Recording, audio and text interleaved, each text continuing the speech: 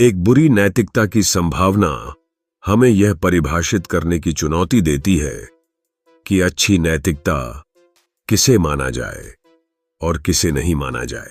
जब तक आप यह ना मान लें कि आपकी नैतिकता ही निर्विवाद रूप से एकमात्र सही नैतिकता है, यह शब्द सिद्धांतों और मूल्यों की किसी भी प्रणाली पर लागू होता प्रतीत होता है जिससे उसके अनुयायी बद्ध जकद्दा हुआ महसूस करते हैं, किसी लाक्षणिक अर्थ में जो विशिष्ट भी है और जिसे परिभाषित करना कठिन भी है।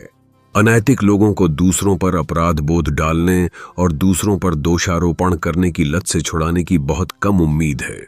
जब हम किसी नैतिक नियम से उस विशेष रूप से बंधे हुए महसूस करते हैं तो स्वयं या दूसरों द्वारा उस नियम का उल्लंघन अपराध बोध या आक्रोश जैसी नैतिक भावनाओं को जन्म दे सकता है। जैसे एक नाजी अपने सहयोगी द्वारा यहूदियों पर अत्याचार करने में उत्साह की कमी पर क्रोधित हो सकता है। एक कट्टरपंथी जिहादी अपनी बेटी को गुप्त रूप से पढ़ना लिखना सिखाने के लिए दोषी महसूस कर सकता है। अच्छी और बुरी नैतिकताओं के बीच निर्णय लेना एक बार फिर नैतिकता की नींव की तलाश में भटकाव की स्थिति पैदा कर देगा। यह तर्कों की शक्ति का आकलन करने के पहले से ही कठिन कार्य में और अधिक जटिल और कठिन बना सकता है।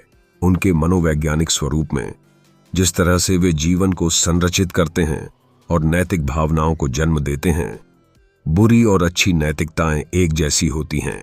शायद जैसा कि नीत्शे ने तर्क दिया था, भय और आक्रोश में निहित ऐसी भावनाएं ही हमें नैतिकता में विश्वास करने के लिए प्रेरित करती हैं, क्योंकि नैतिकता हमें दोष देने का अधिकार देती है जिसे हम त्यागने से हिचकिचाते हैं।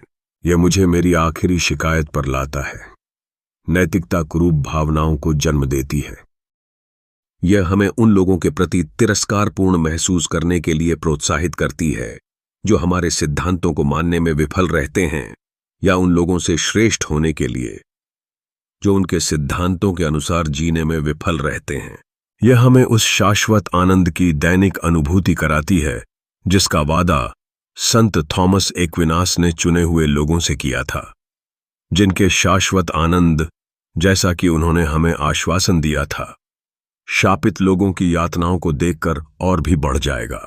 इसके अलावा यह हमें एक खास तरह के पछतावे में डूबने के लिए आमंत्रित करती है जिसे हम अपराध बोध कहकर नैतिक रूप से श्रेष्ठ मानते हैं।